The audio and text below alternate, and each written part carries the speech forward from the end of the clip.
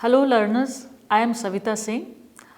I am a professor in the School of Gender and Development Studies, and today we are going to understand the difference and relationship between sex and gender. This we are doing for our program BGSC 001 called Gender Sensitization, Society, Culture and Change. So let us begin. There are a number of people who want to understand what is gender, how is it different from sex, what is the relationship between these two.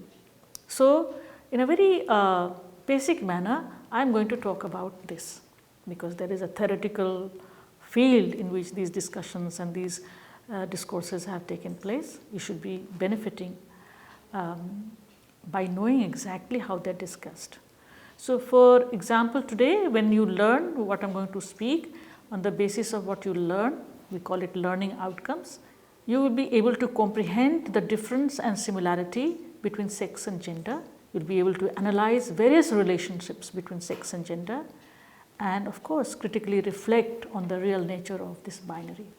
I want you all to understand that when we talk about anything, concepts, objects, everything that we see, there is a way for human being to approach it. In their own way, in their own objectivity, we do not know how to attribute meaning. We do not know how to understand. So in a very basic manner again, today we are going to understand how to understand our society, the way it is structured. There are a number of ways in which we understand social reality.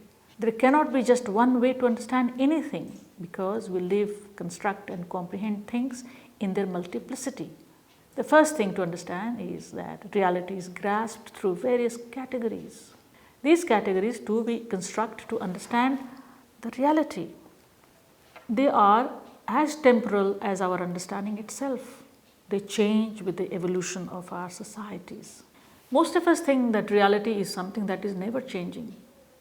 It is permanent. It is so because we think it is the nature of truth to be permanent, solid and enduring. We think that some things are natural, which is another way of saying they are given by nature and in truth. We must however change this way of thinking, particularly in gender studies.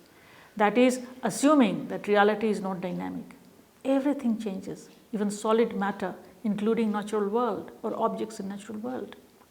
Our social world cannot escape the dialectical dynamic forces that are always operational whether we see it or not and manifest themselves in everything, including our thoughts that we have. Our thoughts congeal in the form of categories used to grasp the nature of reality and the subject that I am going to discuss today. We must now wonder how to understand men, women, animals, trees, rivers and other things like sky, stars, moons and that which surrounds us. Today we should attempt to understand why some of us are considered or understood as men and some as women. We are both human beings. Why is it not enough for us to stop here? We should be thinking. The moment we think of a person as a man or as man, we have some categories that rush to our minds so that we identify that person as a man. His physical body and its characteristics come to our mind. The basic category we use to understand is his biological characteristics or his difference from other category of human beings, say women. But there are so many other things still to be comprehended about him or about women. He is not a man only biologically, that is to say, but also constructed as such by our society and its institutions. It is this that we have to understand, that we are constructed. We are not naturally given only, we are constructed.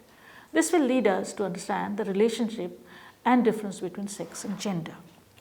You must know that this primary identification of human beings as man has deep consequences for the kind of world we come to create and live in. It has influenced the construction, and it still does, of the modern state, economy, bureaucracy, educational institutions and social relations. This man is the foundation, the constructed man is the foundation of even an international order of which other nations are part. But it is not only man who is constructed, as I have been saying, women too are constructed, though in a manner that makes them subordinate to them, that is, subordinate to men. The moment we introduce this category for the sake of understanding gender and sex distinction, it makes us see that the real nature of what is the real nature of gender construction. There is a power relation underneath this politics of gender construction. Women's inferiority compared to men is guaranteed by the patriarchy itself. Hope you understand that patriarchy is a structure which governs all our relationships today and which places men and women in this unequal relationship. In another word, gender as a constant. In another way, gender as a construct is politically deployed.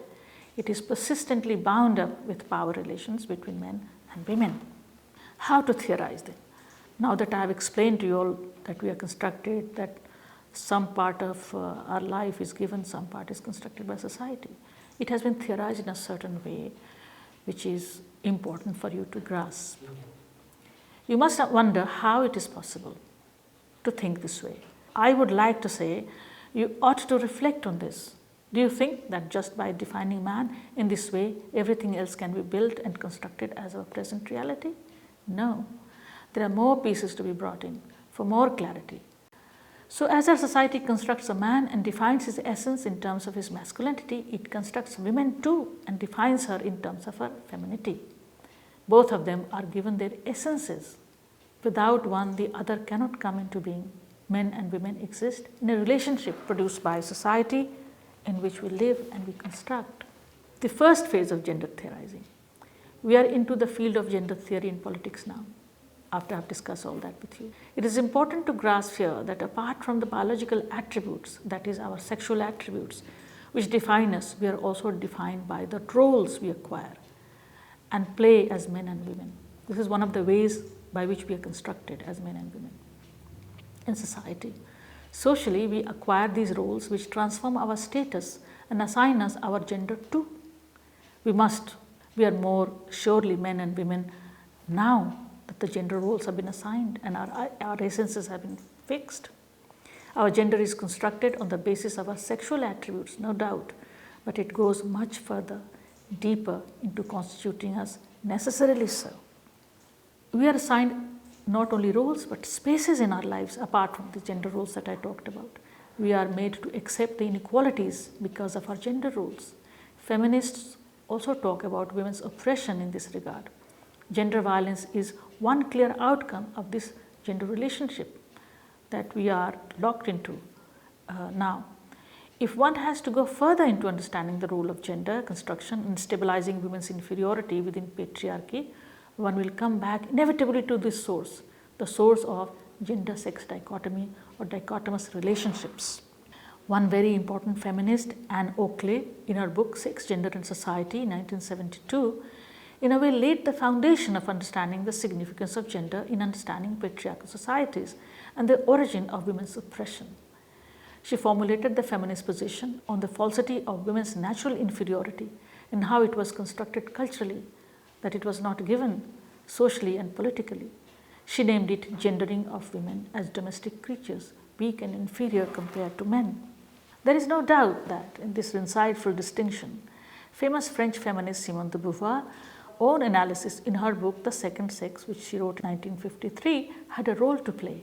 In this book, she wrote that women are not born as women, rather they are made into one by socialization, by the process of socialization. It was a very powerful analysis which gave rise to brilliant feminist thinking and theorizing throughout the second and third phase of feminist movement in the West and world over.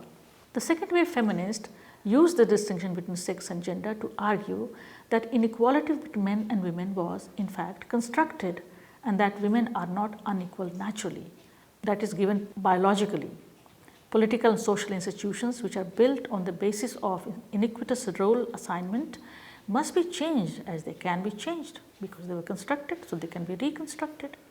They are in fact built on the false presumption of women's inferiority, she argued. They also argue, more than Anne Oakley, a lot of other feminists have argued that sexual difference between men and women was more of a construction than of naturally given or in its natural givenness. This relationship is maintained, they argued, by socio-political cultural structure called patriarchy. I have introduced the word and concept before. It is this structure which oversees the maintenance of the hierarchical status of man and women, which in fact initially it created. Men are made dominant and more self-defining compared to women.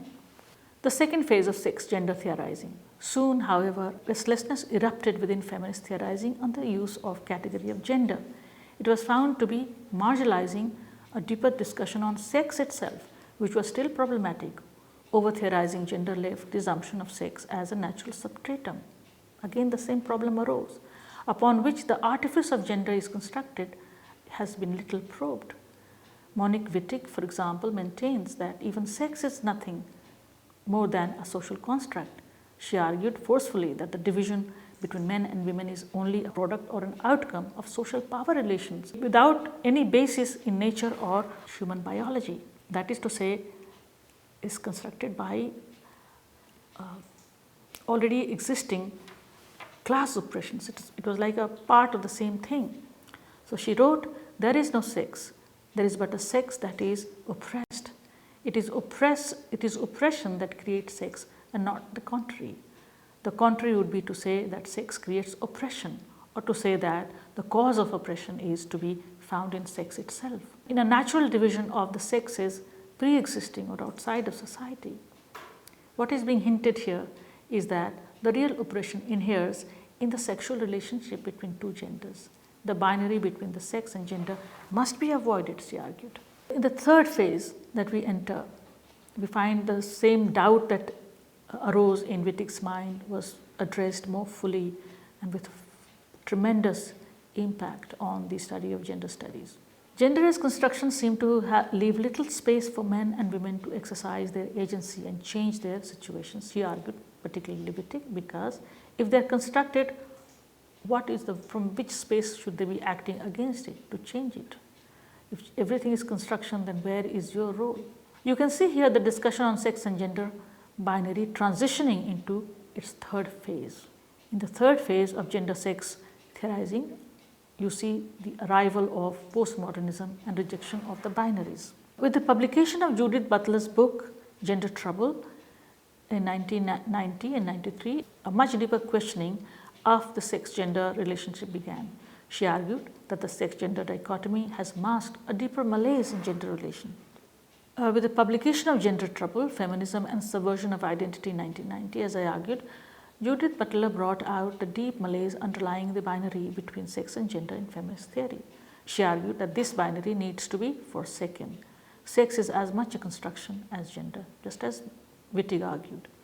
They both are involuntarily performed to be in existence. In fact, far from biological, sex determines gender and gender creates sex. That is to say, heterosexuality is an effect of gender, meaning what? The sexual relationship between men and women is also a construction. It is not as natural as people thought. And the moment heterosexuality comes into our mind, we think that other sexual relationships, lesbian, gay, they are not normative. So from the argument that she gave, that everything is construction, including sex, she was able to highlight the normativity and tyranny of heterosexual reality or heterosexual relationships. There is, in fact, she argued, there is in fact no gender. One just acts it out, performs rather. Gender is thus parasitical on performance. It is performative. We become men and women because we perform our roles. That is why we are men and women. It brings gender into being. The performance brings our gender into being through repetitious gender acts, that is to say. There is no real gender or constant gender before the performance. I mean, I can say that, you can look up Freud. Freud said that all of us are born bisexual. It's only in society that our genders are fixed. So there is no dichotomy now between sex and gender. All are constructed. This position helps us to understand the situation of other genders in our society who feel their own condition defined by category of heterosexuality, which constantly marginalizes them. This marginalization is a very important issue in gender-sex relations if you want to understand. I mean, this binary itself holds the status quo in a way. Categories that are employed to understand our social world can themselves be involved in distorting them if we allow them to become constant factors constituting our knowledge. In conclusion, I would say, through exploring the sex-gender relations, we can understand how our social world is constructed on the basis of our sexual attributes, how these attributes are used to create categories that make us accept our gender roles and endure the oppression that comes with them. We also understand how their binary relationship makes the hidden governing principles which make the heterosexuality as the norm, rendering other sexualities looking abnormal. Finally, it is the various kinds of relationship that has relationship that obtains between sex and gender that you also find number of theories coming up. So from the first phase, in which second phase feminists talked about patriarchy and they tried to understand why the oppression exists in our society, they found out that because it is constructed socially. In the second phase, it was understood as something not very different from class oppression. We have to understand that women are a class, men are a class, separate classes, and it's class oppression mainly. So society needs to be probed and looked into and critically probed in terms of how power is wielded. And the third phase, the binary itself has been asked to be relinquished, to be abandoned, because it is this binary that allows many more practices of gender oppression to continue and exist. Thank you very much. Hope to meet you all again with some new topic and new discussion.